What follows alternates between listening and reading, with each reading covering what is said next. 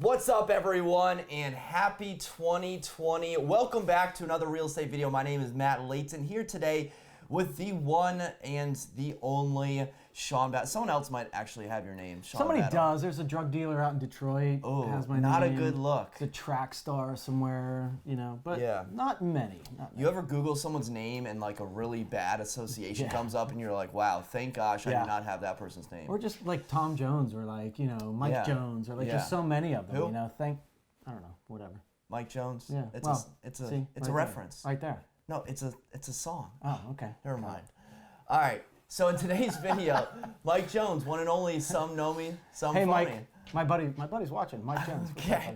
All right. Anyways, you threw me off my game, man. That was my middle school jam. All right. So 2020 real estate predictions. Everyone's got them. So we thought, why don't we jump in on the second day of the 2020th year AD and see what we got. So why don't we start with the 2019 market? I've been looking. I follow Seattle. I follow New York. I follow Miami. And the New York market, the Miami market, completely different than the DC market. And we're not experts in the New York City market and, for however long those properties stay on the market. But what we're going to concentrate on is how our 2019 market went. Shawn, if you could describe the 2019 market in one word, maybe like two words if there's like a hyphen between them, how would you describe the 2019 market? Chaotic insanity, something like that. I mean, scarcity. Yeah. Doing this 16 years, this was by far the strangest market, strangest year, or the hardest year to get a buyer in, right? Listings were just pumping off. We kind of predicted this, but I don't think we expected to see what we actually saw this year. Pretty much every listing was flying off with multiple contracts. So to get a buyer in the market, you had to do some tricky things. You had to be inventive on your contracts. And like I said, 16 years doing this was by far the toughest year. What type of properties were struggling to sell in 2019? For our listings that stayed on the market, not a lot of them did. And then for, on the buy side, when you were looking at listings that were languishing on the market, why were they staying on the market in such a competitive area? I mean, number one, don't overprice your property, right? That's the worst thing you can do. In a competitive market, if you're overpricing, you're losing. You could price this at market or slightly under, and it's going to push it up to the highest value you're going to get. If you overprice it, you're just going to sit. Because sellers know that they have all the cards, they're in the best market ever, so they're thinking, okay, well, I'm going to price it high. But that actually backfires. It backfires, especially, you overprice it, you could have had think about it. You price it at market or slightly under, you're going to get not only a higher price because it's probably going to escalate with multiple contracts, but you're going to get a better contract. You're going to get people waiving the home inspection, waiving the appraisal contingencies, things like that. So by overpricing it, you will probably get less, and you're going to get a home inspection. You're going to get an appraisal contingency, all these things. So think about what works in your benefit, right? So then the question is, if I'm a seller and I'm pricing it at or below market, am I leaving money on the table by doing that? No, I don't think you are. There are a couple ways of looking at this. And if you're in one of these pockets where places sell very quickly, then you know that there's going to be multiple contracts. Right now, for instance, let's just go back to numbers on how many things are available. So it's scarcity in the market. If we look right now, we're just going to take Arlington as an example, okay? Right now, all properties listed in Arlington, there are 143. That's condos, co-ops, single-family homes, townhouses. It's not a lot. 143. It's not a lot of properties. That's very small. So to give you an idea, in December, which is normally a slower time, there were 204 settlements in Arlington. So that's not even a month's supply. Wow. In November, 189 settlements. In October, 215. So every month in the last 3 months, which is normally your slower months, we had more settlements than there is supply right now. Yeah. So there's scarcity. And if you are in the Arlington market, just don't overprice it. Make it look pretty. You were asked about what properties don't sell. Right. There's a few. There's a few types. One, ugly houses don't sell, right? I mean, do the work prior, pretty it up a little bit, do some painting.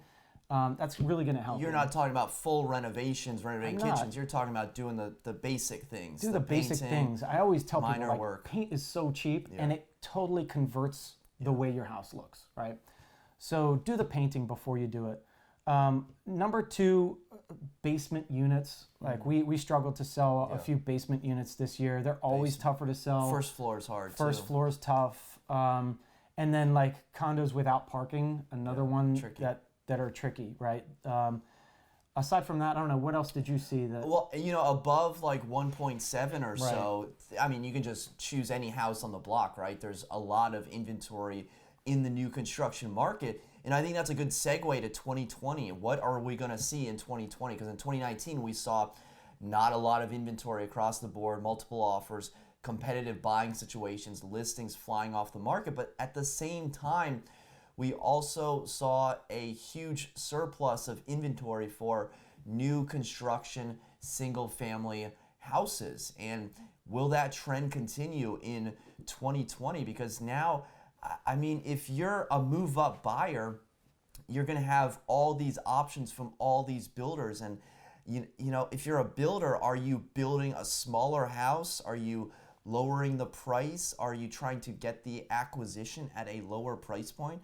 So I think the first prediction or the first thing to watch in Arlington is that new construction development. Because, listen, if you have money and you want to buy new construction, you're going to have options in Arlington. But once you start hitting like the 1.8 price range, 1.9, which a lot of these houses are, McLean starts to look very Really good because you're going to get more for your money. You're going to get the same schools or better schools, and then you're going to get a much larger lot size. So then that is going to, I think, affect the new home market specifically in Arlington County. Yeah, I mean, that's the thing is if you look at that price point, 1.3 and below, they're popping. Even 1.4 and below, they're pretty much popping. All day. We've been talking about this for a long time that I'm selling my house and I'm buying an Arlington house, and man, it's tough. There's just nothing on the market, and it's very competitive. So I think that 2020 is going to be a lot of the same, right? Inventory is going to stay low, if not even more low than it was in 2019. I hope people start selling, but the funny thing is, this whole thing is like built on Amazon, right? How many people are working at Amazon now? 400. 400. So they still got about 25 grand more, or 25,000 more people to come. But is that really going to affect our market? And we know that it's a 10-year progression. So my predictions for 2020 is that, yeah, you're right. New construction 1.8s, man, they're just starting to get a little too unaffordable for them for most people. So people will start moving out to the Fairfax County, McLean areas. But what else? Well, on the same exact note, now is actually a very interesting time because you have a lot of the baby boomer. What's above baby boomer? Is it Gen X? That's me, Gen X. All right, below? Older than you. Older. Is that baby boomer?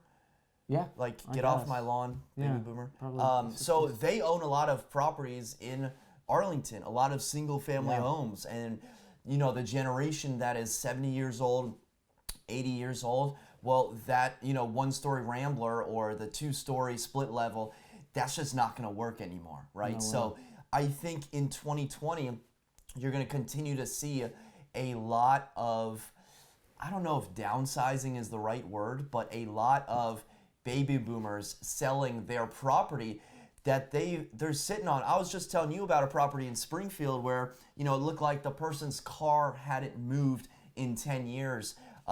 Older individual, and the house itself was built in 1958. And if I'm around a gambling table, I'm putting my chips in the middle that lady was the original owner of that house. And I think that there's a lot of houses in Arlington where you've had these people that have owned these properties on amazing lots for 40 years, and now the time has come where it's going to change hands. And so I think that's maybe counteractive what I just said earlier. Well, yeah, but the thing is, these, like you said, the houses are just so small. Yeah. And a lot of times you go upstairs, there's these tiny bedrooms and old, outdated bathrooms. The thing is, they're still worth $850,000 to $950,000 for these tiny little properties. So, in essence, I was looking for a lot for a long time, and the lots have just become so competitive. There's so many builders looking to purchase these smaller houses on bigger lots, or not even big lots. They're 5,000 square feet, 5,500 square foot lot in Arlington. It's running you, if you can find it, low sevens. It's good dirt. It's good dirt. And then you could turn around and build a house for 1.5. But these other ones that are in closer, or they're listing $850. I don't even think you can find anything for $850 anymore. It's like $900,000, and then that's the reason these new constructions are $1.8 million. Yeah. They're all $1 million in Lion Village. It's Lion Village. It's $1.1 million at least for the dirt. Yeah. And then there's some houses that are like $1 million and change or whatever, but they're not really functional houses. And then you're going to do the construction on them for a few $100,000, and they're still going to be a little quirky. And that's the risk you take. Is like, do I just rip this thing down, and build a new one for about $450, or do I put $300 into this thing and like?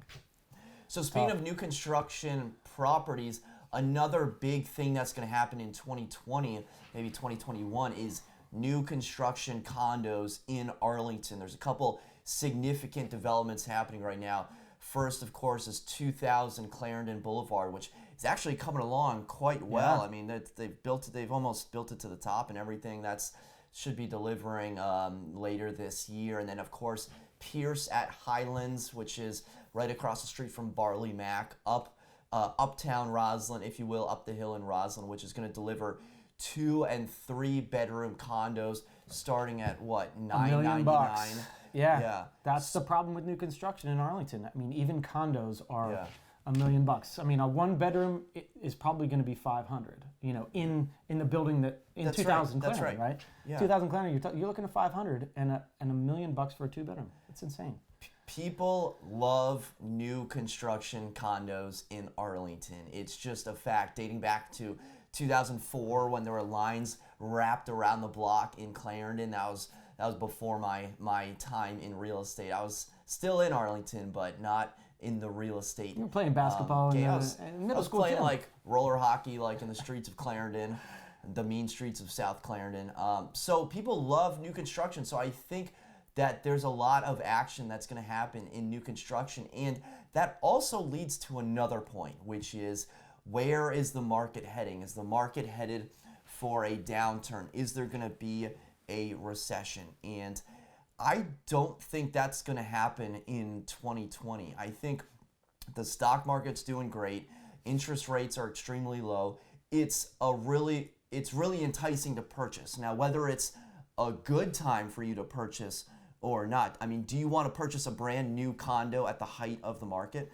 Maybe, maybe not. A lot of people were saying the height of the market was in 2014 and 2015.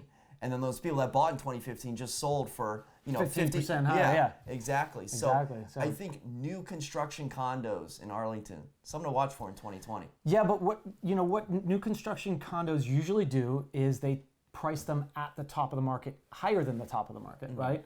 So they've got time to sell because right now they're being constructed. So naturally they're going to price them at a point where, hey, we're still under construction. We're going to price these a little bit more than we think we can get. And, sometimes they get them, but that slows down those sales.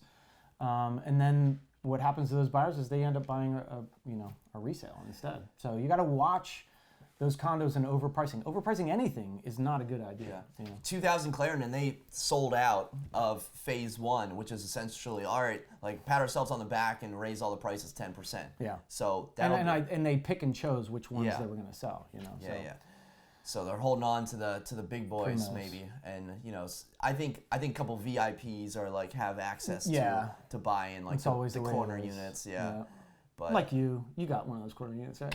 Yeah. Working on it, something like that. So new construction is going to be huge, but also on new construction, we can't not talk about the rentals in Arlington because there's so many apartment buildings in Arlington, and have we gotten to the point where there are too many rentals in Arlington? I don't think so, guys. If you've been to Ballston recently, specifically the western side of Ballston, where the former Blue Goose was right at Fairfax Drive and Glebe Road, and then where the former Goodyear and Enterprise were. It's on Wilson and Glebe. There's just like 500 new apartments in each of those spots. So that's thousands of new residents. But I still think there's the pent-up demand. Where I see the downside of that is if you're looking to buy a condo in Arlington and then rent it out, or if you're looking for an investment condo. Guys, Arlington ain't it for buying a condo and then renting it out. We have people that come to us all the time and say, all right, well, where can I cash flow my condo in Arlington? Well, guys, the condo fee is like $600 a month for, the 2-bed, 2-bath. So the numbers just aren't going to make sense. And I think what we're going to start to see is people that have bought these newer condos like Liberty Center or the Continental, which newer is like 2003, which is almost 20 years old.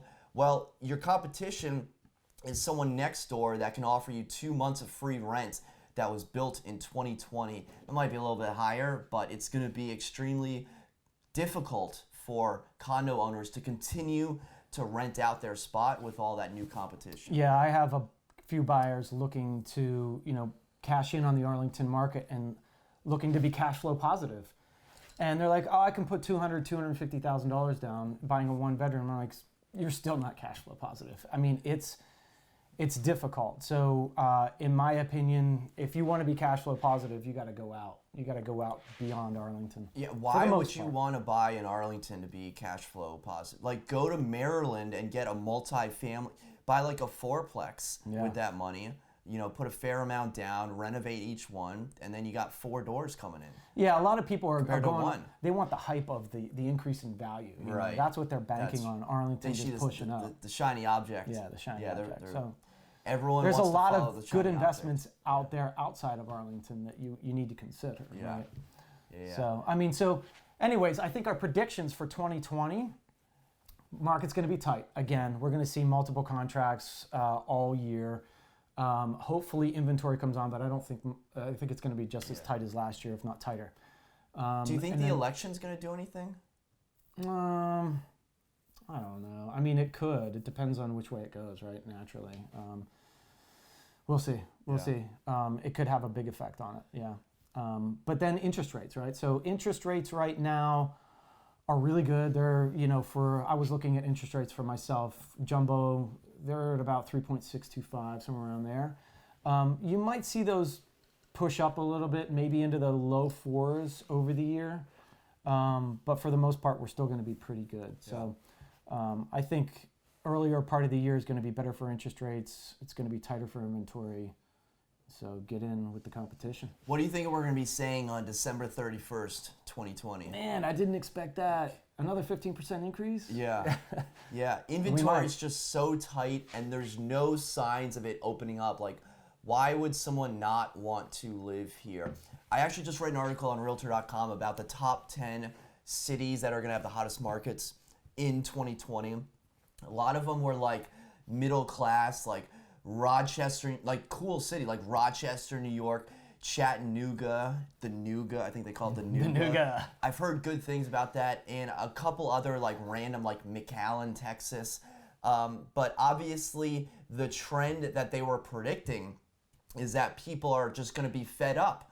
They're just going to be like, why the heck am I going to spend $500,000, in Annandale when I could go to Chattanooga, Tennessee and, ball out in the Nougat? In the Nougat, definitely. That was their prediction. Good. Yeah, I think try living in Tennessee and then get back to yeah. on that. Yeah, everybody thinks, oh, the grass is greener down here or wherever. Well, look at what I can buy and afford. Yeah, but is it as fun? Yeah. We have everything right here. We're spoiled in the fact that we have everything at our fingertips. Like, where do you have like fairly good weather for most part of the year, fairly safe where you don't need to like look behind your back, fairly good services. Everyone complains about taxes, but like the food, fairly we have such good food, good walkability, and a stable job market. If you have those 6 factors, there are not a lot of cities that have those 6 factors. And you're close to water. You're decently close to the beach. You can get there in a couple hours. Yeah. Come on. Cool. So we'd love to hear your real estate predictions for 2020. You heard ours. Let us know yours in the comment section below. And for Shawn and myself, thank you so much for watching. Until next time, we'll see you then.